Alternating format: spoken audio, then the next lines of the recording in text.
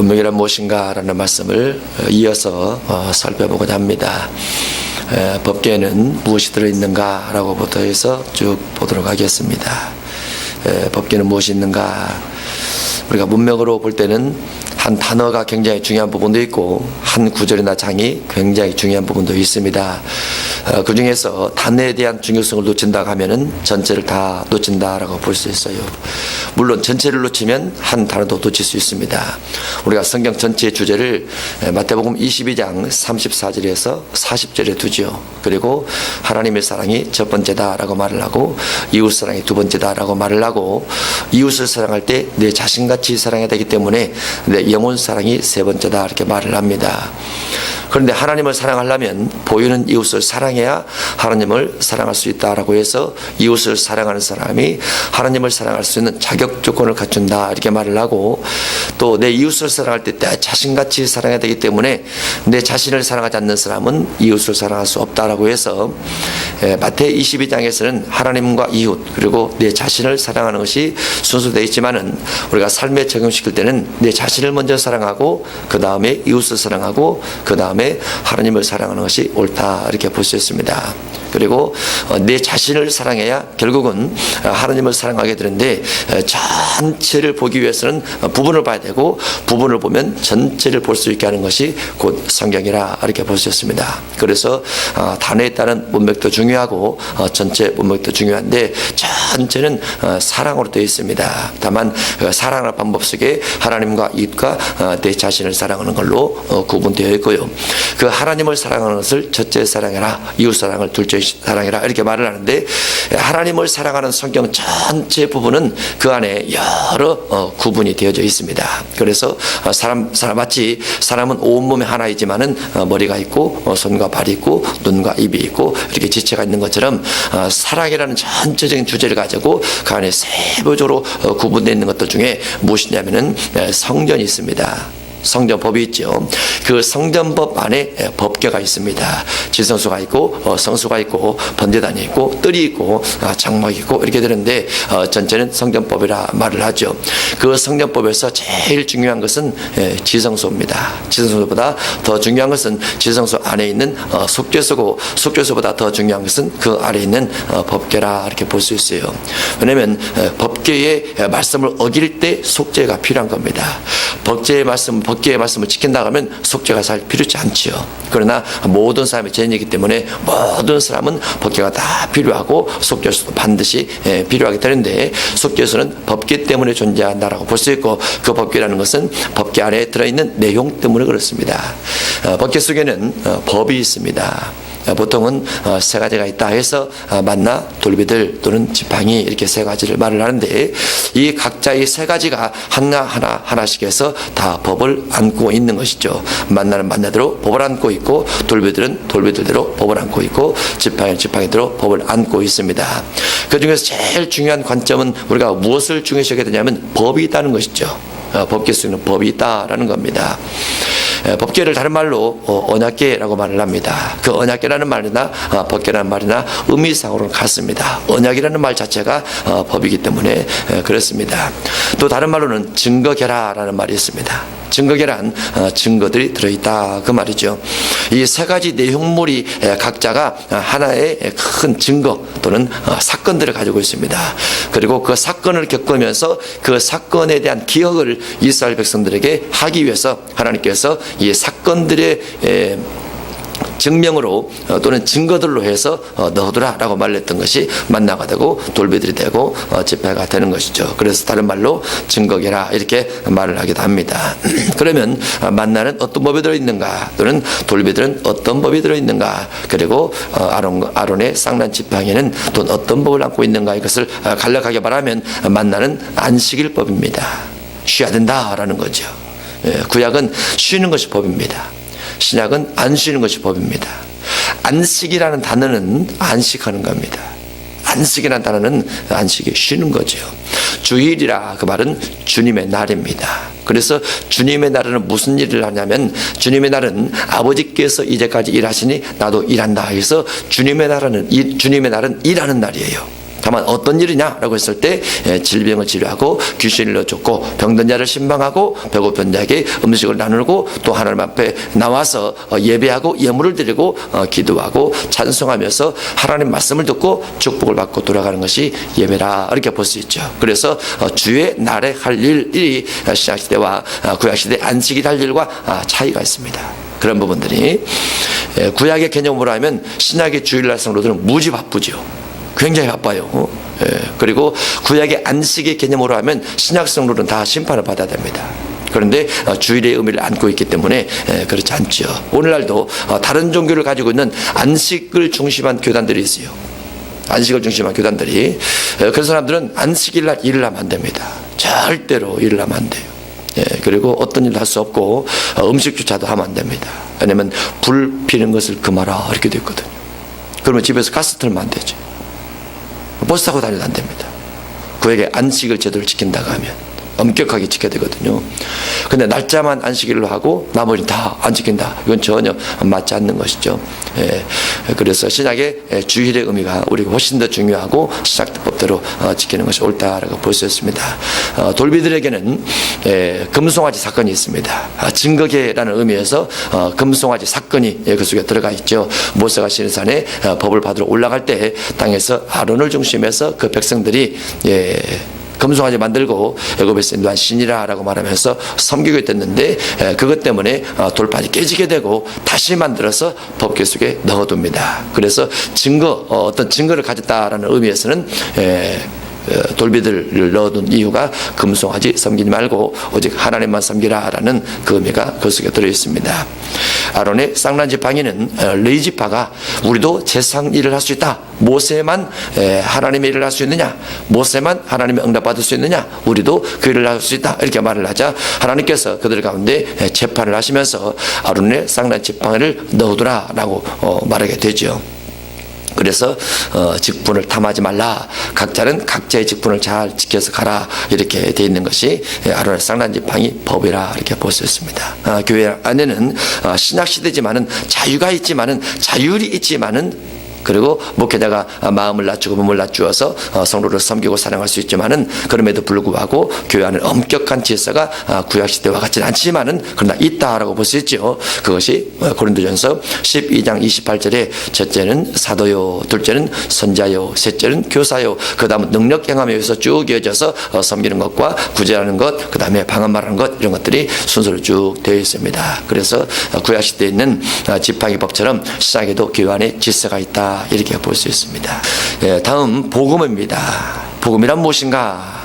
우리가 복음이란 무엇인가라고 했을 때 복음을 가장 쉽게 말하는 것을 좋은 소식이다라고 말을 합니다. 그래서 사람들에게 물어보면 복음이란 무엇입니까? 그러면 다 좋은 소식이라고 그래요. 그런데 좋은 소식이다라고 쓰임받는 부분은 로마서에서는 그렇게 쓰임받습니다. 로마서 10장 가서는. 그러나 나머지 부분에서는 복음이 좋은 소식이다 이렇게 쓰임받지는 않아요.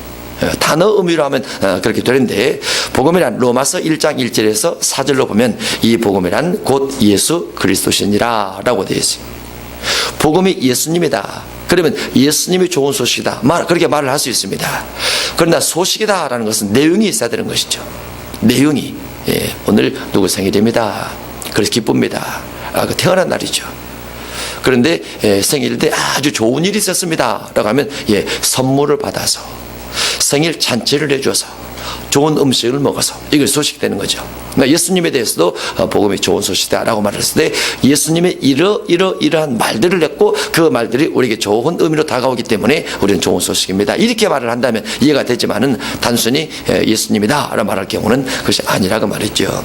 복음에는 로마서에 있는 예수 그리스도라는 의미하고 베드로전서 1장 25절 이하에 있는 오직 주의 말씀은 세세토록 있도다 했으니 너에게 전한 복음이 곧 이 말씀이니라 해서 말씀이 복음이다 라는 부분이 있습니다. 말씀이 복음이다. 복음이란 말씀이다. 말씀이다 해서 존칭을 빼면 무엇이라고 그랬죠? 말이다. 곧 예수님이 하신 말이 복음이다 그 말이죠. 그러면 예수님이 하신 말이 성경 속에 있는 거죠. 마태복음 1장은 예수님의 한 말이 없습니다. 2장도 예수님의 한 말이 없습니다. 3장에 넘어가서 예수님의 한 말이 등장을 합니다. 세례 요한이 예수님에게 세례를 베푸시면서 그 다음에 사장 회개하라 해서 마귀시험 받으면서 그렇게 진행이 되는데, 예수님께서 일러 가르칠 때 내가 진실로 진실로 너에게 이르노니 이와 같은 부분들이 다 복음이라 이렇게 볼 수 있습니다. 예수님이 하신 말들을 말을 합니다. 그런데 성경에는 어떤 부분 보면 마태, 마가, 누가, 요한 사도행전 1장을 지나고 나면 예수께서 일러 가르칠 때가 없습니다. 그들은 베드로가 편지를 쓰거나 바울이 편지를 쓰거나 야고보가 편지를 쓰거나 이렇게 기록이 되어 있죠. 그런 부분들 엄격한 의미에서는 예수님께서 말한 건 아닙니다. 성령님의 감동하심으로 쓰여지긴 했지만 하나님의 말씀이라고 말을 하지만 세부적으로 들어가면 그것은 베드로의 말이죠. 다만 베드로가 썼던 글, 다만 바울이 했던 말을 성령께서 감동 주셔서 하나님의 말씀하신 것은 틀림없습니다. 그러나 사복음서에 있는 예수께서 일러 가르칠 때라고 되어 있는 부분은 명확하게 예수님의 말이라 이렇게 볼 수 있죠. 그래서 전체가 다 복음이지만, 성경 전체가 다 복음이지만 그 중에서 예수님께서 말씀하신 것을 중심에서 복음이라고 말하면 좀 더 우리가 이해를 쉽게 할 수 있다라고 볼 수 있습니다. 부활의 차례를 보도록 하겠습니다. 여기는 성경을 펼쳐 보겠습니다. 고린도전서 15장입니다. 고린도전서 15장 23절입니다. 부활의 순서입니다. 누가 먼저 부활되는가? 어떤 사람이 먼저 부활되는가? 24절까지 시작. 그러나 각각 자기 차례대로 되리니 먼저는 첫 열매인 그리스도요, 다음에는 그가 강림하실 때에 그리스도에게 속한 자요, 그 후에는 마지막이니 그가 모든 통치와 모든 권세와 능력을 멸하시고 나라를 아버지 하나님께 바칠 때라. 아멘. 부활이 순서가 3번 되어 있습니다. 그렇죠. 첫 번째는 첫 열매인 그리스도요, 두 번째는 그가 강림하실 때 그리스도에게 속한 자요, 세 번째는 마지막이니 해서 모든 권세 능력을 멸하시고 아버지 하나님께 바칠 때라고 되어 있습니다. 그래서 부활이 3번 있습니다. 물론 예수님을 포함합니다. 예수님을 뺀다고 하면 2번 기록이 되어 있죠. 2번 기록이 되어 있는데, 여기서 무엇을 하나 더 보냐면 고린도전서 15장 51절 52절입니다. 51절 52절 시작. 보라, 내가 너에게 비밀을 말하노니 우리가 다 잠잘 것이 아니요 마지막 나팔의 순식간에 후련히 다 변화되리니 나팔 소리가 나매 죽은 자들이 썩지 아니할 것으로 다시 살아나고 우리도 변화하리라. 아멘. 두 종류가 있습니다. 하나는 잠자는 자들이, 다른 말로 믿고 죄사함 받아서 용서함 받아 죽은 자들이 예수님께서 구름 타고 재림하실 때 구름 위로 올라가는, 뭔가 부활돼서 구름으로 올라가는 부활체가 하나 있습니다. 부활체. 그 다음에 52절에 우리도라고 됐는데, 여기서 우리도라는 것은 예수님께서 구름 타고 오실 때 이 땅에 성도로서 들림받을 조건을 가지고 있는 사람들이 구름 위로 올라가다는데, 그 사람, 현존하고 있는 사람 중에서 구름 위로 올라가는 사람을 변화하리니라고 해서 변화체라고 말을 합니다. 그래서 부활체가 있고 또 하나는 변화체가 있다. 이 두 가지가 예수님 재림 때 주어질 현상입니다. 부활체가 있고 변화체가 있다. 앞에서 말했던 예수님께서 재림하실 때 또는 아니 부활의 순서가 있는데, 그리스도가 부활을 하고 그 다음에 강림하실 때 그리스도께 속한 자가 부활이 되고 그 다음에 마지막 때 부활이 있더라라고 3번 되어 있습니다. 그렇게 그 다음에 불법을 행하는 자들입니다. 불법을 행하는 자들은 누구를 말하는가? 마태복음 7장입니다. 마태 7장 21절 능력을 많이 행하시는 어떤 목사님이 21절 이하 때문에 두렵다 이렇게 말을 했어요. 두렵죠. 저도 두렵죠. 그러나 자세히 보면 그게 두려워할 내용은 아니에요.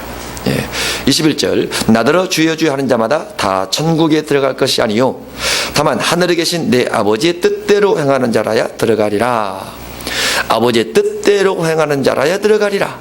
아버지의 뜻을 행하여 들어갑니다.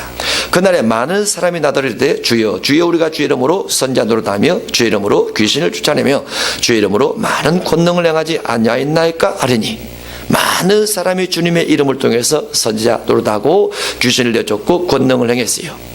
그런데 아버지께서 아버지의 뜻대로 행치 않았다라고 해서 예수님께서 모른다라고 한다든가 들어가지 못하리라 이렇게 말한 부분이 그 다음에 쭉 이어지게 됩니다.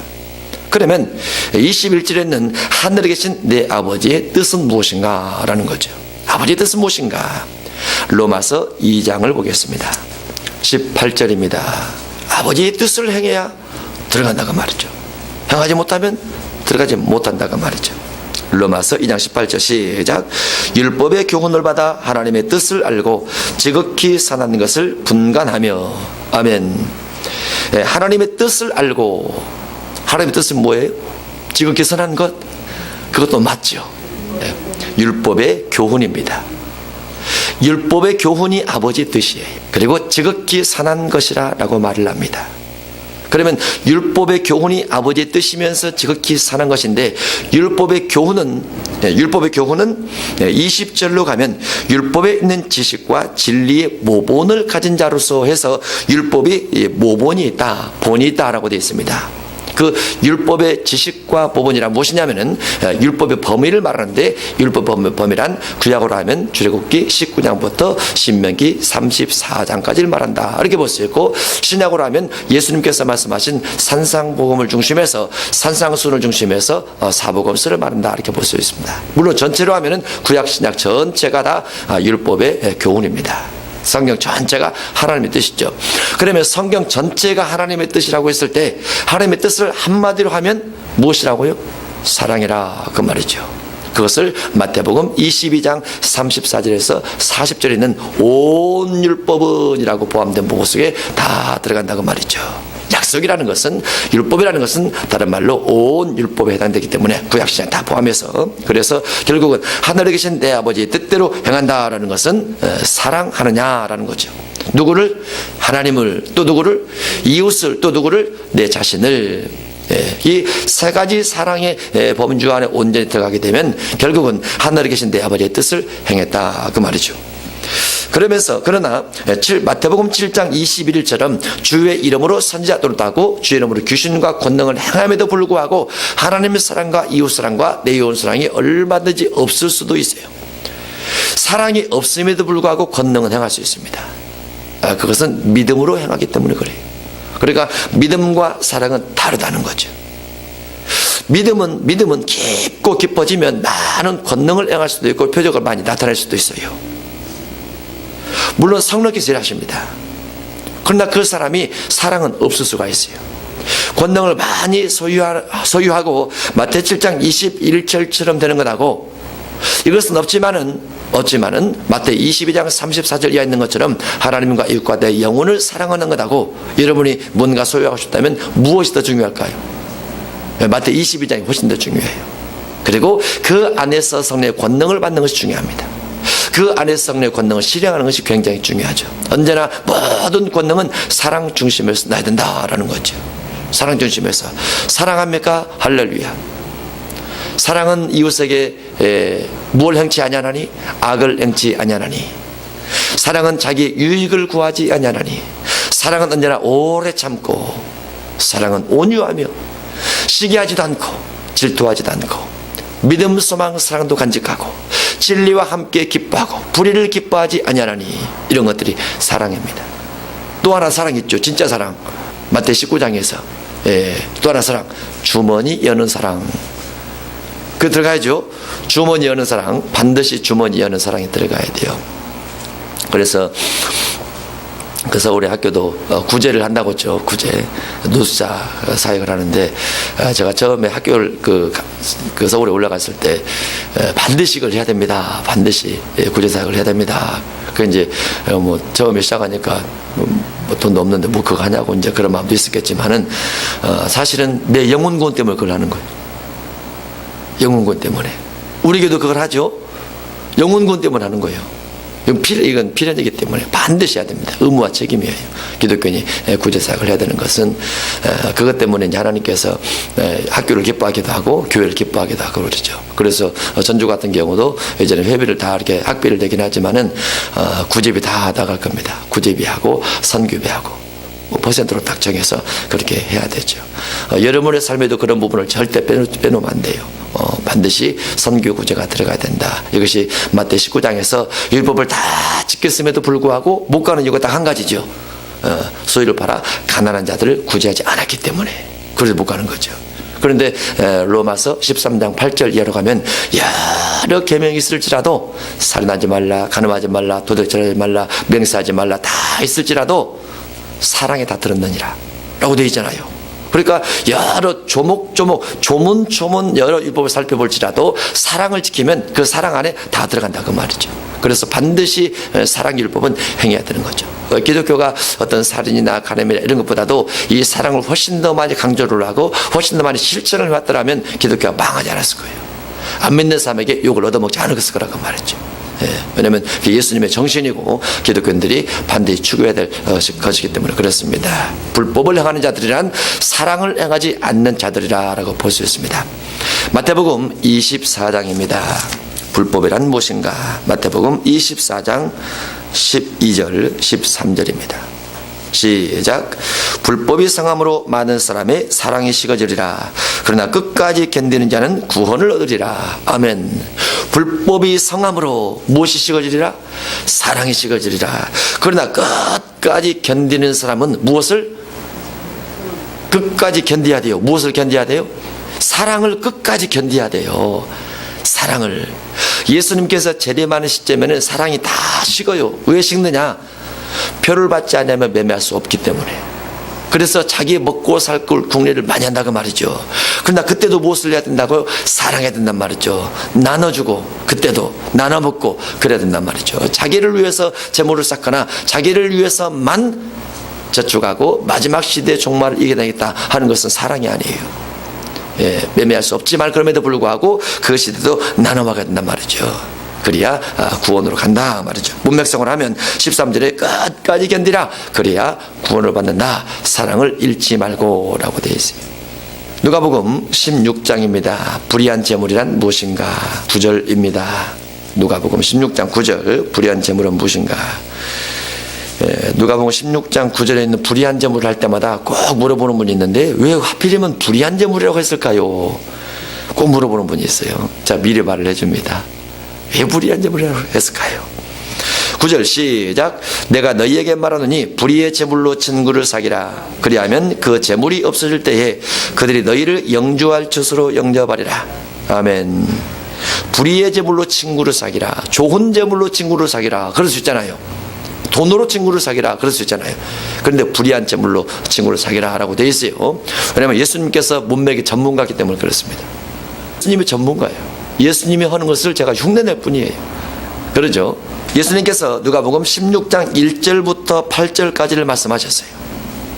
그리고 1절부터 8절까지 내용 속에 예수님이 들으신 예화 속에 불의한 예물이 있거든요. 그리고 그 불의한 예물과 연결시켜서 구절을 말씀하시기 때문에 재물에 대해서 반드시 불의하다 이렇게 말을 해야만 됩니다. 네, 그래서 누가복음 16장 5절에 불의한 내용이 있습니다. 한 청지기가 주인이 있는데 주인이 청지기를 내보내려고 해요. 그러다 그 청지기가 주인에게 빚진 사람을 불러다 빚을 깎아줍니다. 깎아주는데 6절 말하되 기름 100마리니다 이르되 여기 내 증서를 가지고 빨리 앉아 50이라 쓰라 하고 또 다른 얘기를 이르되 너는 얼마나 빚졌느냐 이르되 밀 100석이니다 이르되 여기 내 증서를 가지고 80이라 쓰라 하였는지라. 주인이 이 옳지 않는 청지기가 옳지 않다고 말을 하죠. 옳지 않는 일을 했어요. 왜냐하면 주인의 것인데 종의 마음대로 했기 때문에. 그래서 옳지 않는 청지기가 이를 지혜 있게 하였으므로 여기서 지혜 있다라는 것은 주인의 입장에서 지혜 있게 하는 것이 아니고 종의 입장에서 본인이 이곳에서 나가게 됐을 때 먹고 살 길을 준비했던 것을 지혜 있게 했다 이렇게 말을 하는 겁니다. 칭찬하였으니 이 세대 아들들이 그러면 이 불의한 청지기가 한 일, 불의한 청지기가 돈을 탕감시켜준 이 일은 안 믿는 사람들이 주로 하는 일이라 그 말이죠. 그래서 이 세대 아들들 이렇게 표현되었습니다. 이 세대 아들들이 자기 시대에 있어서는 빛의 아들들보다 더 지름이라. 그래서 9절에 내가 너에게 이르노니 불의의 재물로 친구를 사기라. 다른 말로 남의 물질을 가지고 너희가 물질을 쓴다고 하면 그 물질을 친구를 사귀는 데 쓰라고 말이죠. 친구들의 빚을 깎아주는 데 쓰라고 말이죠. 탕감시켜주는 데 쓰라고 말이죠. 그럼 하나님께서 우리에게 물질을 맡겨줍니다. 그러죠. 물질이 누구예요? 주님의 것이죠. 그런데 누구 것처럼 씁니까? 내 것처럼 쓰죠. 그러면 내 것처럼 쓸 때 하나님께서 보실 때는 불의한 재물이 되는 거죠. 그죠? 그러면 하나님께서 내게 맡겨준 그 하나님의 것을 내가 내 맘대로 쓴다고 그랬을 때 이왕이면 어디다 쓰라고요? 그것을 친구를 만드는 데 쓰라. 어떤 친구를 만드는데? 빛 있는 사람들을 위해서 쓰라 그 말이죠. 여기서 말한 빛이란 무엇이냐? 빛이란 구제를 말합니다. 물질이 없어 힘들어하는 사람들, 아프리카에 학교 세우는 것, 아시아 지역에 학교를 세우러 나가는 것, 이와 같은 문맹자들에게 학교를 세워서 가르치고 교육하고 교사를 파송하고 교사에게 사례비를 주고 이렇게 하는 일들, 또는 믿지 않는 사람에게 예수님 믿게 해서 그들에게 복음을 전파하면서 가르치는 일들, 이와 같은 일들 하라. 그런 것들이 불의의 제물로 친구를 사귀라 이렇게 되어 있습니다. 예수님께서 예화를 드시고 예화의 그대로 문맥으로 이어서 불의의 제물이라고 말씀하고 있죠. 다만 불의의 제물을 선하게 쓰면 의로운 제물이겠죠. 그러죠. 선하게 쓰면 예를 들어서 마태복음 25장에 달란트 비유가 나옵니다. 그 달란트 비유들은 다 장사를 잘해서 남긴 자들이에요. 그 달란트는 다 선한 제물입니다. 그건 불의한 제물이 아니에요. 그런 경우는 또 이삭이 농사를 지어서 100배의 소득을 얻었다. 그런 부분이나 마가복음 10장에 예수님의 제자들이 모든 걸 버리고 주님을 따라갔다. 이런 부분들도 다 선한 제물들이라 그렇게 볼 수 있습니다. 하나님의 것을 내 것이라는 어떤 주관적 개념에서 욕심부렸을 경우에 그와 같이 쓰지 말고 이웃을 향해 쓰라. 이렇게 말할 때 불의한 제물이라고 하는 것이다 볼 수 있습니다. 마태복음 5장 16절입니다. 빛이란 무엇인가? 함께 했습니다. 시작. 이같이 너희 빛이 사람 앞에 비치게 하여 그들로 너희 착한 행실을 보고 하늘에 계신 너희 아버지께 영광을 돌리게 하라. 아멘. 이와 같이 너희 빛이 사람 앞에 비치게 하여, 너희 빛을 보고, 빛이란 무엇인 거죠? 착한 행실이 됩니다. 빛은 착한 행실인데 이 빛이라는 이 단어가 나오면 거의 착한 행실입니다. 이 부분이 요한복음 1장과 요한 1서 이런 부분에 많이 나와 있습니다. 사도 요한이 기록한 빛이라는 부분에서 거의 착한 행실 또는 옳은 행실로 많이 기록이 되어 있습니다. 그래서 이와 같은 부분에 반드시 문맥을 통해서 보면은 이것은 옳은 행실인데 한 단어만 보면 라이트라 이렇게 해석할 수가 있어요. 그래서 문맥으로 보는 것이 중요하다라고 볼 수 있습니다. 사도행전 20장 29절 사나운 이리가 누구인가 보겠습니다. 사도행전 20장 29절입니다. 29절 30절 사도행전 20장 29, 30절 시작. 내가 떠난 후에 사나운 이리가 여러분에게 들어와서 그 양떼를 아끼지 아니하며 또한 여러분 중에서도 제자들을 끌어 자기를 따르게 하려고 어그러진 말을 하는 사람들이 일어날 줄을 내가 아노니. 아멘. 29절에 사나운 이리가 여러분에게 들어와서 라고 되어 있습니다. 바울이 3년 동안 에베소 교회에서 목회를 하다가 떠나죠. 떠나면서 염려가 돼서 그곳 성도들에게 말을 합니다. 사나운 이리가 너희 가운데 들어올 것이다. 여기서 사나운 이리란 짐승이 아닙니다. 그렇죠. 이리 같은 성격을 가진 자, 사나운 이리 같은 성격을 가진 자. 그러면 에베소 교회 성도들은 양떼로 표현됐는데 양을 뜯어먹고 양을 사납게 대하고 양을 해치는 자가 들어올 것이다 그 말이죠. 그것을 이 30절에서 그대로 이어서 한번 해석해 본다고 하면 또한 여러분들 중에서도 제자들을 끌어 자기를 따르게 하려고 누구를 따르게 해야 되죠? 주님을 따르게 해야 되는데 자기를 따르게 하려고 하고, 그 다음에 어그러진 말을 하는 사람들이 일어날 줄을 내가 안노라. 어그러진 말, 양떼에게 꼴을 먹여서 양떼의 영혼을 맑게 하고 깨끗하게 하고 거룩하게 하고 살찌게 만들어야 되는데 양들을 자기를 따르게 하면서 어그러진 말로 미혹하는 자들이 교회에 들어올 것이다 라는 거죠. 그들을 경계하라 그 말이죠. 그들을 내쫓으라 한 부분에서 그렇게 되어 있어요. 그들을 따라가지 말라 이렇게 되어 있기도 하고. 사나운 이리가 교회 가운데 늘 있습니다. 항상 있어요. 그래서 우리가 교회 이제 사람이 들으면 기쁘기도 하고 즐겁기도 하고 그러지만은 그 사람이 어떠한 말을 주로 하나 잘 살필 수 있어야 돼요. 미혹하는 말을 중로 하는가 이런 것들을 살필 수 있어야 됩니다. 그런다고 눈 뜨고 막 쫓아다니면 안 되고 잘 살펴야 된다 그 말이죠. 사나운 일이. 생명의 떡에 대해서 보도록 하겠습니다. 요한복음 6장입니다. 요한복음 6장 52절입니다. 생명의 떡, 예수님께서 유월절 만찬을 하시면서 떡을 나누시고 잔을 나누십니다. 그러면서 내 몸이라 내 피라 이렇게 말씀하신 부분이 있는데, 요한복음 6장 52절 시작. 그러므로 유대인들이 서로 다투어 이르되 이 사람이 어찌 등이 자기 살을 우리에게 주어 먹게 하겠느냐. 예수님의 살을 주어 먹게 하겠느냐라고 되어 있어요. 예수님의 살을 먹으면 영생을 얻으리라 이렇게 말씀한 부분이 앞뒤로 다 돼 있죠. 그러면 예수님께서 우리에게 살을 어떻게 떼어주느냐? 살을 떼어주는 건 못 아시죠. 다만 이제 채찍에 맞아서 살점이 떨어진 경험을 갖고 계시긴 하지만은, 예수님의 살을 떼어준 것을 먹어야 영생 얻는다라고 했을 때 이 살은 63절로 가면 시작. 살리는 것은 영이니 육은 무익하니라. 내가 너에게 이런 말이 곧 영이요 생명이라. 그래서 영생을 주는 것은 예수님께서 주신 말이라 라고 되어 있습니다. 육은 무익하다 그 말이죠.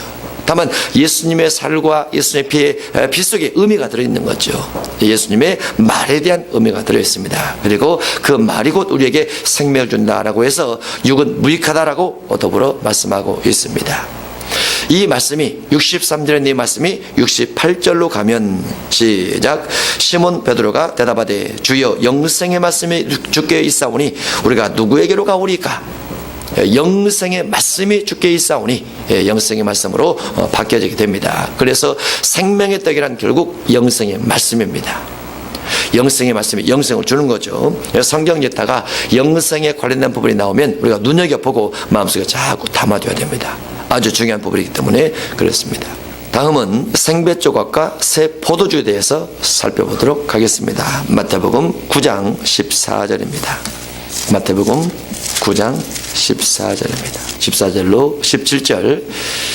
보통 새 포도주와 낡은 가죽 부대에 새 포도주를 성령이라 이렇게 말하는 부분이 많아요.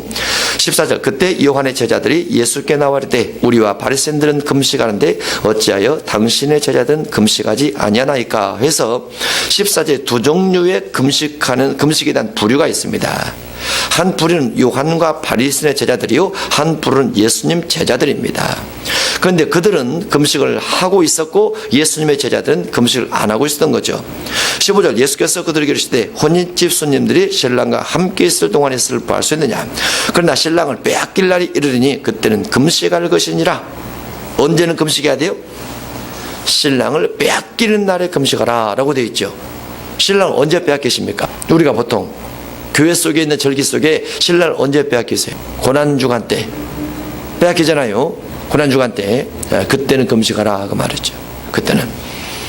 16절. 그러면서 금식에 대한 14절 15절 이어서 16절에 되어 있습니다. 생배 조각을 낡은 옷에 붙이는 자가 없나니 라고 되는데, 여기서 말한 생배 조각이란 예수님의 제자들의 금식법을 말합니다. 낡은 옷이란 요한과 바리새인들의 금식법을 말합니다. 예수님의 제자들의 금식법을 요한과 바리새인의 금식법에 더할 수 없다, 뺄 수도 없다. 그러면서 17절도 똑같은 말의 반복입니다. 새 포도주를 낡은 가죽 부대에 넣지 아니하나니 그렇게 하면 부대가 터져 포도주도 쏟아지고 부대도 버리게 됩니다. 새 포도주는 새 부대에 넣어야 둘이 다 보존되느니라 해서 16절에는 생배 조각과 낡은 옷을 쓰던 비유가 17절에 하나 더 있을 뿐이에요. 새 포도주와 낡은 가죽 부대로. 그러면 새 포도주는 무엇입니까? 새 포도주는 예수님의 제자들의 금식법을 말합니다. 그러면 낡은 가죽 부대는 요한과 바리새인 제자들의 금식법을 말하고, 그러면 예수님 제자들의 금식법은 어디에 근거를 두어서 금식을 하고 있을까요? 그 금식법은 어디에 근거를 해서? 예수님의 제자들의 금식법은 어디에 있을까요? 마태복음 6장 16절 이하에 있습니다. 어떤 단어를 어떤 정치인이 있었다, 유명한 정치인이 있었다, 유명한 종교 지도자가 있었다 하면 그것이 법인 줄 알아요. 그리고 그것이 정답인 줄 알아요. 그러면 안 돼요. 반드시 앞뒤 문맥을 통해서 정답을 봐야 된다라고 볼 수 있는데, 금식법, 예수님의 금식법입니다. 마태복음 6장 16절. 금식할 때에 너희는 외식하는 자들과 같이, 여기서 외식하는 자들이란 바리새인들을 말합니다. 바리새인들의 금식법은 외식이 중점입니다. 그러나 예수님의 제자들은 외식하는 자와 같이 슬픈 기색을 보이지 말라. 그들은 금식하는 것을 사람에게 보이려고 얼굴을 흉하게 하느니라. 내가 진실로 너에게 이르노니 그들은 자기 상을 이미 받았느니라. 여기서 자기의 상이란 무엇이냐면은 금식한 응답을 이 받았다고 말이죠. 무엇으로? 외식으로 받았다 그 말입니다. 너는 금식할 때 머리에 기름을 바르고 얼굴을 씻으라. 이것이 예수님의 금식법입니다. 이는 금식하는 자로 사람에게 보이지 않고 오직 은밀한 중에 계신 내 아버지께 보이게 하려 함이라. 은밀한 중에 보시는 내 아버지께서 갚으시리라 하면서 예수님의 금식법은 은밀법입니다.